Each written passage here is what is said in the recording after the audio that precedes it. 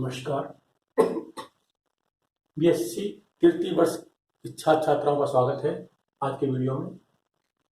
आज हम gene mutation second part की बात करेंगे।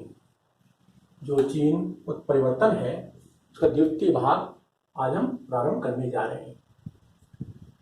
इससे पहले वाले जो भाग में हमने जीन उत्परिवर्तन के संबंध में बातचीत की थी और इसके जो विभिन्न प्रकार हैं उनके संबंध में चर्चा हम कर रहे थे।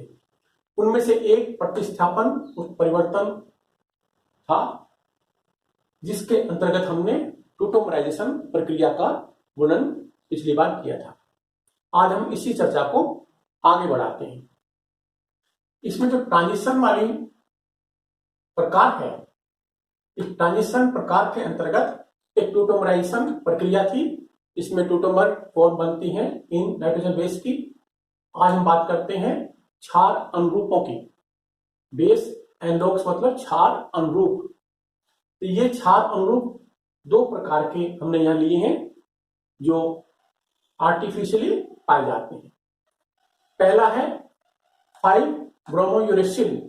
ये 5-ब्रोमोयूरेसिल ये थायमिन का एनालॉग पाया जाता है। ये थायमिन है, थायमिन की संरचना है नाइट्रोजन बेस की। ये यूरेसिल की संरचना है। तो थायमिन में इस कार्बन पर मिथाइल ग्रुप है, यहाँ हाइड्रोजन ग्रुप पाया जाता है। और ये जो मिथाइल ग्रुप है इसी के स्थान पर 5-ब्रोमोयूरेसिल के अंदर Br ब्रोमीन आकर उपस्थित हो जाता है। तो ये जो एनालॉग है ये थायमिन का पाया जाता है, 5-ब्रोमोयूरेसिल। अब ये जो रेप्लिकेशन प्रक्रिया होती है बैक्टीरिया के अंदर, यदि उस बैक्टीरियल कल्चर के अंदर यदि हम 5-ब्रोमोयूरेसिल को इंट्रोड्यूस कर दें तो थायमिन के स्थान पर 5-ब्रोमोयूरेसिल डीएनए में एंटर कर जाता है और थायमिन का स्थान ग्रहण कर लेता है। अब ये जो 5-ब्रोमोयूरेसिल संरचना है इसके दो टोटोमेरिक फॉर्म पाई जाती हैं। एक कीटो फॉर्म है, एक इनोलिक फॉर्म पाई जाती है, जैसे कि टोटोमेरिक और जो अवस्था होती है उसके अंतर्गत पाई जाती है।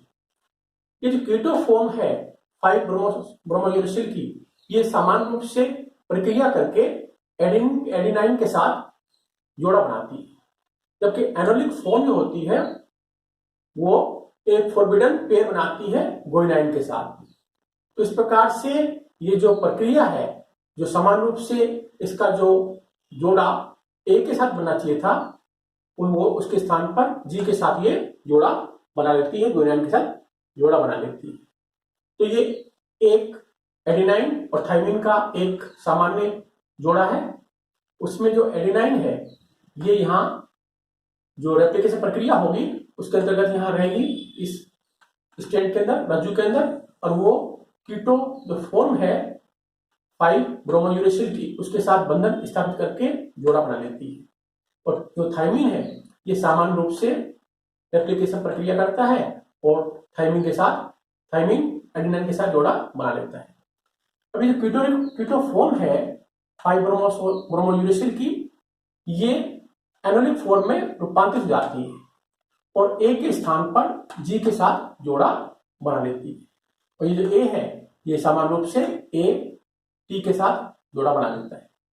अब ये जो जी के साथ जोड़ा बनाया है 5-ब्रोमोयूरेसिल के अंदर के द्वारा, ये फॉरबिडन बेस पेयर कहलाता है। और ये रेप्लिकेशन प्रक्रिया होगी नेक्स्ट, उसके अंदर जो गुआनिन है जो नया आ गया है, इसके कारण ये अपना समान जोड़ा बनाता है सी के साथ, और ये जो ब्रोमोयूरेसिल संरचना है या बेस पेयर है ये एनोलिक फॉर्म से वापस कीटो फॉर्म में लौट आता है। तो ये जो जी गुआनिन यहाँ आ गया है वो सी के साथ जोड़ा बनाकर एक म्यूटेंट जो जोड़ा है उसको स्थापित कर देता है। इस प्रकार से एटी का जो प्रतिस्थापन है जीसी के द्वारा कर दिया जाता है। तो ट्रांजिशन प्रोसेस इस जो बेस अनुरूप है, क्षार अनुरूप है, उसके द्वारा इस प्रकार से की जाती है। दूसरा जो क्षार अनुरूप है एमिनोप्यूरिन के रूप में पाया जाता है। ये एमिनोप्यूरिन जो होती है ये एडेनाइन का एक एनालॉग पाया जाता है। ये एमिनोप्यूरिन जो एडेनाइन के एनालॉग के रूप में पाया जाता है और ये एडेनाइन के स्थान पर अपने आप को प्रतिस्थापित कर सकती है और ये साइटोसिन के साथ जोड़ा बना लेती है। जो सामान्य रूप से ये एडेनाइन टी के साथ जोड़ा बनाना चाहिए, ये असामान्य रूप से साइटोसिन के साथ जोड़ा बना लेती है। तो यहाँ हम देखते हैं जो एक सामान्य जोड़ा है एडेनाइन और टी का, इसमें से एडेनाइन जो है ये रेप्लिकेशन प्रक्रिया में नॉर्मल जोड़ा बनाता है, वापस टी के साथ जोड़ा बना लेता है। थायमिन जो है ये इस एमिनोप्यूरिन के साथ जोड़ा बना लेता है और एमिनोप्यूरिन जो होती है ये यहां चलकर जो अलग से जोड़ा बनाएगी वो साइटोसिन के साथ जोड़ा बना देती है। तो साइटोसिन का जोड़ा बनता है जो फोरबिडन बेस पेयर के रूप में पाया जाता है और थायमिन जो है ये सामान्य रूप से जोड़ा बनाकर एक ऐसा जोड़ा बनाकर एक समान जोड़ा यहां बनाती है रेप्लिकेशन प्रक्रिया के अंतर्गत। लेकिन ये जो एपी है ये साइटोसिन के साथ यहां जोड़ा बना रही है और ये साइटोसिन जो अगले जनरेशन के अंदर अपने सामान्य गुआनिन के साथ जोड़ा बनाती है और म्यूटेंट जो पेयर है उसकी स्थापना करती है। इस प्रकार से इस प्रक्रिया के अंतर्गत एटी का प्रतिस्थापन जीसी के द्वारा कर दिया जाता है। तो ये एमिनोप्यूरिन जो बेस एनालॉग है, क्षार अनुरूप है, उसके द्वारा इस प्रकार से प्रतिस्थापन जो ट्रांजिशन है उस प्रकार से किया जाता है। अब हम डीएमिनेशन प्रक्रिया की बात करेंगे। जो नाइट्रोजन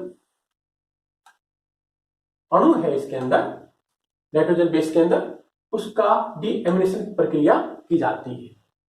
तो ये जो प्रक्रिया है डीएमिनेशन ये नाइट्रस एसिड हाइड्रोक्सिल अमीन के द्वारा की जाती है जो कि डीएमिनेटिंग एजेंट के रूप में पाए जाते हैं और इसके द्वारा जो अमीनो ग्रुप होता है बेस का, नाइट्रोजन बेस का, उसको OH के द्वारा हाइड्रोक्सिल ग्रुप के द्वारा प्रतिस्थापित कर दिया जाता है और इसके कारण जब एमिनो ग्रुप का प्रतिस्थापन OH के द्वारा किया जाता है तो इसके द्वारा जो साइटोसिन है जिस पर एमिनो ग्रुप उपस्थित था उसका रूपांतरण यूरेसिल हो जाता है और एडेनाइन का रूपांतरण हाइपोजेंथिन हो जाता है जब एमिनो ग्रुप का प्रतिस्थापन OH के द्वारा किया जाता है और इसके परिणाम स्वरूप जो प्रतिस्थापन है वो AT का प्रतिस्थापन GC के द्वारा और GC का प्रतिस्थापन AT के द्वारा कर दिया जाता है रेप्लिकेशन प्रक्रिया के अंतर्गत।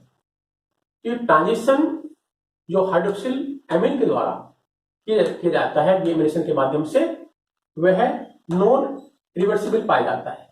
ये जो वापस इसको सामान्य ये अवस्था में नहीं लौट पाता है, ये परिवर्तन जो हाइड्रोक्सिल अमीन के द्वारा डीएमिनेशन के माध्यम से किया जाता है।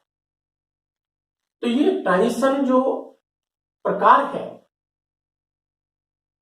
इस सब्स्टिट्यूशन का उसके बारे में हमने चर्चा कर ली। अब जो नेक्स्ट प्रकार है ट्रांसवर्जन, जो सब्स्टिट्यूशन होता है प्रतिस्थापन का दूसरा तरीका है ट्रांसवर्जन। इसकी बात अब हम शुरू करते हैं। ट्रांसवर्जन के अंतर्गत जो प्यूरिन का प्रतिस्थापन पिरिमिडिन के द्वारा और पिरिमिडिन का प्रतिस्थापन प्यूरिन के द्वारा किया जाता है, जबकि यहाँ जो प्रतिस्थापन था प्यूरिन का प्यूरिन के द्वारा और पिरिमिडिन का पिरिमिडिन के द्वारा किया जाता था। लेकिन यहाँ जो प्रतिस्थापन है थोड़ा अलग प्रकार का है, प्यूरिन का पिरिमिडिन के द्वारा और पिरिमिडिन का प्यूरिन के द्वारा यह प्रतिस्थापन किया जाता है। अब इसके अंतर्गत जो प्यूरिन होते हैं, हम पहले प्यूरिन की बात करते हैं। तो प्यूरिन में कौन कौन से हमारे पास है, एक एडेनाइन है, एक गुआनिन है। ये दो नाइट्रोजन बेस प्यूरिन प्रकार के पाए जाते हैं। इनका एल्कलाइनेशन करते हैं जिसके द्वारा जो एल्कलाइनेटिंग एजेंट होते हैं, इसमें से एक तो है इथाइल मीथेन सल्फेट और एक है इथाइल मिथाइल मीथेन सल्फेट। दो प्रकार के एल्कलाइनेटिंग एजेंट हमारे पास है, ethyl methane sulphate, methyl methane sulphate, EMS, MMS, ये दो प्रकार के हमने यहाँ एजेंट लिए हैं। इन एजेंट के द्वारा जो प्यूरिन बेस होते हैं इनका एल्कलाइनेशन किया जाता है, जो 7वें नंबर का नाइट्रोजन उपस्थित हो। अब देखिए इसमें 7वां कौन सा है, ये जो नाइट्रोजन है ये 7वीं पोजीशन पर स्थित है, इसका एल्कलाइनेशन कर दिया जाता है इन जो एल्कलाइनेटिंग एजेंट के द्वारा। तो ये क्या होगा, जो गुआनिन है वो एल्कलाइनेटेड गुआनिन के अंदर परिवर्तित हो जाता है। तो यहाँ जो पहले N था इसकी जगह C2H5 इथाइल ग्रुप यहाँ प्रवेश कर गया है और ये जो डबल बॉन्ड था सिंगल बॉन्ड में रूपांतरित हो जाता है। तो यहाँ एक CH2 यहाँ बन जाएगा। इस प्रकार से ये प्रक्रिया एल्कलाइनेशन की जाती है और ये एल्कलाइनेटेड जो गुआनिन है ये प्यूरिनेशन करता है, यानी प्यूरिनेशन मतलब ये डीएनए स्ट्रैंड पर से पृथक हो जाता है। जो डीएनए स्ट्रैंड है जहां ये स्थित है वहां से पृथक होकर बाहर निकल जाता है। इस क्रिया को बोलते हैं डीप्यूरिनेशन। अब ये हम इस बात को यहां समझते हैं कि ये एक सामान्य डीएनए की श्रृंखला है जिसके अंतर्गत 3 to 5 स्ट्रैंड है, ये 5 to 3 स्ट्रैंड है, दो अलग अलग स्ट्रैंड पाए जाते हैं। इस पर A, इस पर T, C, ये अलग अलग नाइट्रोजन बेस पाए जाते हैं जो हाइड्रोजन बॉन्ड के द्वारा बंधित पाए जाते हैं। डीप्यूरिनेशन जो प्रक्रिया हो रही है इसके माध्यम से ये जो गुआनिन है ये यहाँ से पृथक हो गया क्योंकि इसका एल्कलाइनेशन हो गया है और यहाँ स्थान खाली हो गया है। अब ये जो रिप्लिकेशन प्रक्रिया होगी उसके अंतर्गत इस स्थान पर कोई भी आ सकता है, प्यूरिन भी आ सकता है और पिरिमिडिन भी आ सकता है, कोई नाइट्रोजन छात्र इस स्थान को ग्रहण कर सकता है। मान लीजिए ये जो हमारा पहले गुआनिन था इसके स्थान पर एडेनाइन भी आ सकता है तो ट्रांजिशन प्रक्रिया हो जाएगी। और यदि मान लीजिए इस गुआनिन के स्थान पर थायमिन आ गया है, जैसे यहाँ गया है, इस प्रक्रिया को जो रिप्लेसमेंट है गुआनिन का थायमिन के द्वारा कर दिया गया है, तो ये ट्रांसवर्जन प्रक्रिया कहलाती है। अब ये जो रेप्लिकेशन प्रक्रिया करेंगे तो ये दोनों जो स्ट्रैंड है अपने अपने जो डॉटर स्ट्रैंड है उसका निर्माण करते हैं। तो ये पेरेंटल जो हमारे स्ट्रैंड है 3 to 5 और 5 to 3, अब ये जो है नए स्ट्रैंड का निर्माण कर रहे हैं। यहाँ जो है ये A के सामने T आ रहा है, A के सामने T आ रहा है और जो ये नया T आ गया, थायमिन आ गया था, इसके स्थान पर A आ गया है और A के स्थान पर वह वापस T आ गया है। तो ये जो स्ट्रैंड बना है ये इसके अंदर TTAT इस प्रकार से नाइट्रोजन बेस आकर जुड़ जाते हैं और ये नया जो डीएनए मॉलिक्यूल है ये बन गया है।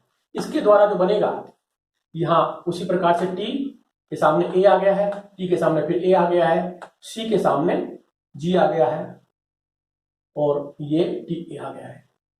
तो इस प्रकार से ये जो प्रक्रिया है वो भी इस प्रकार से संपन्न होती है। यहाँ डीएनए डुप्लीकेशन C के सामने, ये C है, C के सामने G आ गया। इस प्रकार से ये जो दो डीएनए मॉलिक्यूल बन गए एक डीएनए मॉलिक्यूल से रेप्लिकेशन प्रक्रिया के अंतर्गत, इसमें से ये वाला जो डॉटर डीएनए मॉलिक्यूल है या स्ट्रैंड है उस पर जो पहले यहाँ GC था वहां AT आ गया है और इस प्रकार से GC का प्रतिस्थापन TA के द्वारा कर दिया गया है। तो ये जो प्रतिस्थापन है ये ट्रांसवर्जन प्रतिस्थापन कहलाता है। इस प्रकार से जो सब्स्टिट्यूशन है प्रक्रिया है उसके बारे में हमने चर्चा कर ली, जिसके अंतर्गत जो ट्रांजिशन है और ट्रांसवर्जन दो अलग अलग प्रक्रियाएं थी उसको हमने विस्तृत रूप से पढ़ लिया है। अब हमारा जो नेक्स्ट चैप्टर है जिसको हम जीन म्यूटेशन थर्ड पार्ट में लेंगे, फ्रेम शिफ्ट म्यूटेशन कहलाता है, जो फ्रेम विस्थापन उत्परिवर्तन के रूप में हम हिंदी में उसको बोलते हैं। उसकी चर्चा हम अगले जो वीडियो है उसमें करेंगे। धन्यवाद।